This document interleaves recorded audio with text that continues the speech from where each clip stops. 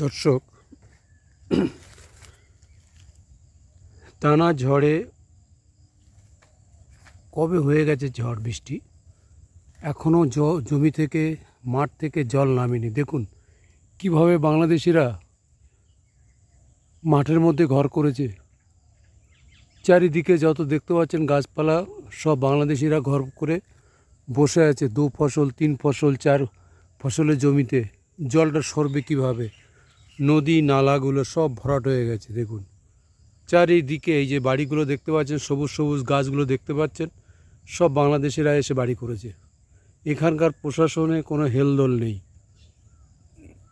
প্রশাসন এদেরকে আসার সঙ্গে সঙ্গে রেশন কার্ড করে দিচ্ছে, ভোটার কার্ড করে দিচ্ছে, আধার কার্ড করে দিচ্ছে, চাকরি দিচ্ছে, ঘুষ দিয়ে এরা চাকরিগুলো পেয়ে যাচ্ছে। দেখুন মাঠে কোনো ধান নেই, দেখতে পাচ্ছেন আপনারা, মাঠে শুধু জল দেখতে পাচ্ছেন আর গাছ, মানে ছোট ছোট বন দেখতে পাচ্ছেন, কোনো ধান নেই। দেখুন চারিদিকে মাঠে কোথাও ধান দেখতে পাবেন না। এই জমিটা চাষ হয় না, ধুনচে গাছ আছে। দেখুন ওই যে টিনের ঘরটা দেখতে পাচ্ছেন আপনারা, দেখুন কিভাবে বাংলাদেশ থেকে আসছে, যেখানে সেখানে এক কাঠা জমির দাম 10 লাখ 15 লাখ 16 লাখ টাকা। এই জমিগুলো কিনছে কারা? এরা বলছে আমরা উদ্বাস্তু শরণার্থী। এরা দেখুন, বাংলাদেশ তো একটুখানি জায়গা নিয়ে না, তাহলে কেন এরা বাংলাদেশের অন্য জেলাতে না যেয়ে ভারতে প্রবেশ করছে? আপনারা চিন্তা ভাবনা করুন, আপনারা প্রতিবাদ করুন। আমি আপনাদের কাছে তুলে ধরলাম ঘটনাটা।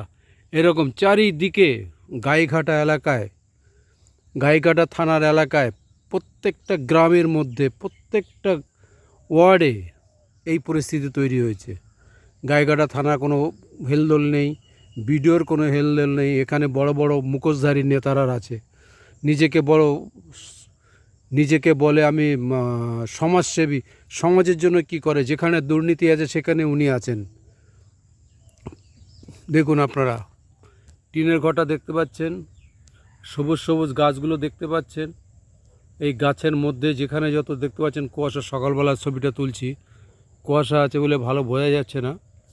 দেখুন এই যে গাছগুলো দেখতে পাচ্ছেন, সবুজ সবুজ গাছগুলো, লম্বু গাছ, সব বাংলাদেশি অনুপ্রবেশকারীরা এসে বাড়ি করছে। ধন্যবাদ। আপনারা প্রচুর শেয়ার করুন। অল ইন্ডিয়া লিগ্যাল এইড জাগো, দেশবাসী ও জাগো ইউটিউব চ্যানেলের পক্ষ থেকে আপনাদেরকে স্বাগত জানাই।